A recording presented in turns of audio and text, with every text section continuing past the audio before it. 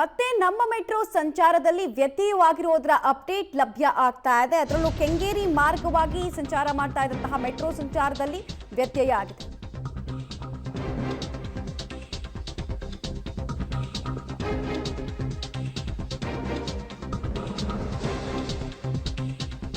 ವ್ಯಕ್ತಿಯೊಬ್ಬನ ಓಡಾಟದಿಂದಾಗಿ ಅನುಮಾನಾಸ್ಪದ ಓಡಾಟದಿಂದಾಗಿ 20 ನಿಮಿಷಗಳ ಕಾಲ ಮೆಟ್ರೋವನ್ನ ಸ್ಥಗಿತ ಮಾಡಲಾಗಿತ್ತು ಅನ್ನೋದು ಗೊತ್ತಾಗ್ತಾ ಇದೆ. ಯಾಕಂದ್ರೆ ಆ ಟ್ರ್ಯಾಕ್ ಇರುತ್ತಲ್ಲ, ಆ ಟ್ರ್ಯಾಕ್ ಪಕ್ಕದಲ್ಲೇ ತೀರಾ ಕ್ಲೋಸ್ ಆಗಿ ಈ ವ್ಯಕ್ತಿ ಅನುಮಾನಾಸ್ಪದವಾಗಿ ಓಡಾಡ್ತಾ ಇದ್ದ ಅನ್ನೋ ಕಾರಣಕ್ಕೆ 20 ನಿಮಿಷಗಳ ಕಾಲ ಸಂಚಾರವನ್ನ ಸ್ಥಗಿತಗೊಳಿಸಲಾಯಿತು. ಈ ಕಾರಣಕ್ಕೆ ಕೆಂಗೇರಿ ಮೆಟ್ರೋ ರೂಟ್ನಲ್ಲಿ ಸಂಚಾರ ವ್ಯತ್ಯಯ ಆಗಿದೆ. ಮಧ್ಯಾಹ್ನ 3 ಗಂಟೆಯಿಂದ 3:30 ಸುಮಾರಿಗೆ ಈ ಸಮಸ್ಯೆ ಉಂಟಾಗಿದ್ದು ತಿಳಿದು ಬರ್ತಾ ಇದೆ. ಆಲ್ಮೋಸ್ಟ್ ಅರ್ಧ ಗಂಟೆ ಸ್ಥಗಿತ ಆಗಿತ್ತು.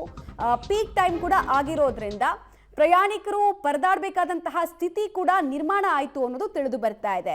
ಇಷ್ಟು ದಿನ ಎಲ್ಲೆಲ್ಲಿ ವ್ಯತ್ಯಯ ಆಗುತ್ತೋ ಅಲ್ಲೆಲ್ಲ ಸಿಗ್ನಲಿಂಗ್ ಕಾರಣಕ್ಕೋಸ್ಕರ, ಅಂದರೆ ಸಿಗ್ನಲಿಂಗ್ ಸಮಸ್ಯೆಗೋಸ್ಕರ ವ್ಯತ್ಯಯ ಆಗ್ತಾ ಇದನ್ನು ನಾವು ಕೇಳ್ಪಡ್ತಾ ಇದ್ವಿ. ಬಟ್ ಇಲ್ಲೊಬ್ಬ ವ್ಯಕ್ತಿ ತೀರಾ ಹತ್ತಿರದಲ್ಲಿ ಅಲ್ಲಿ ಟ್ರ್ಯಾಕ್ ಪಕ್ಕದಲ್ಲಿ ಓಡಾಟ ಮಾಡಿದ್ರಿಂದ 20 ನಿಮಿಷಗಳ ಕಾಲ ಅನಿವಾರ್ಯವಾಗಿ ಮೆಟ್ರೋ ಸಂಚಾರವನ್ನು ಸ್ಥಗಿತಗೊಳಿಸಬೇಕಾಯಿತು ಅನ್ನೋದು ತಿಳಿದು ಬರ್ತಾ ಇರುವಂತಹ ವಿಚಾರ. ಒಬ್ಬ ವ್ಯಕ್ತಿ ಮಾಡಿದಂತಹ ಅವಾಂತರ ಉಳಿದ ಪ್ರಯಾಣಿಕರಿಗೆ ಒದ್ದಾಟ ಅನ್ನೋ ಪರಿಸ್ಥಿತಿ ನಿರ್ಮಾಣ ಆಯಿತು. ಡೀಟೇಲ್ಸ್ ಕೊಡ್ತಾರೆ ಅರುಣ. ಯಾರೀ ವ್ಯಕ್ತಿ, ಏನ್ ಎಕ್ಸಾಕ್ಟ್ಲಿ ಆಯ್ತು, ಆಮೇಲೆ ಇದನ್ನ ಸಾರ್ಟ್ ಮಾಡಲಾಗಿದೆಯಾ ಆಲ್ರೆಡಿ? ಎಸ್ ಮಮತಾ, ಒಬ್ಬ ಯುವಕನ ಹುಚ್ಚಾಟಕ್ಕೆ 20 ನಿಮಿಷ ಅಥವಾ ಅರ್ಧ ಗಂಟೆಗಳ ಕಾಲ ಮೆಟ್ರೋ ಕೂಡ ಸ್ಥಗಿತವಾಗಿತ್ತು.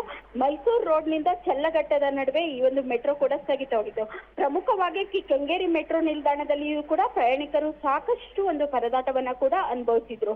ಪ್ರಮುಖವಾಗಿ ಅಲ್ಲಿ ಸರ್ವಿಲೆನ್ಸ್ ಲೈನ್ ಅಂತ ಇರುತ್ತೆ. ಅಂದ್ರೆ ಹಳಿಯ ಪಕ್ಕದಲ್ಲಿರ್ತಕ್ಕಂತಹ ಮೆಟ್ರೋ ವ್ಯಾಲಿಡಿಕ್ಟ್ ನಲ್ಲಿ ಅಪರಿಚಿತವಾಗಿರ್ತಕ್ಕಂತಹ ವ್ಯಕ್ತಿ ನಡೆದುಕೊಂಡು ಹೋಗಿರ್ತಾನೆ.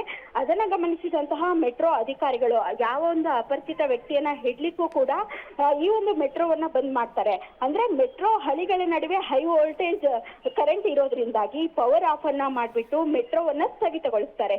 3 ಗಂಟೆಯಿಂದ 3:30 ಕೂಡ ಮೆಟ್ರೋ ಸ್ಥಗಿತವಾಗುತ್ತೆ. ನಂತರ ಅವನನ್ನ ವಶಕ್ಕೆ ಪಡೆದು ವಿಚಾರಣೆಯನ್ನ ನಡೆಸ್ತಾ ಇದ್ದಾರೆ. ಸದ್ಯ ಈಗ ಮೆಟ್ರೋ ಸಂಚಾರ ಆರಂಭವಾಗಿದೆ ಮಮತಾ. ರೈಟ್, ಧನ್ಯವಾದ ಅರುಣ.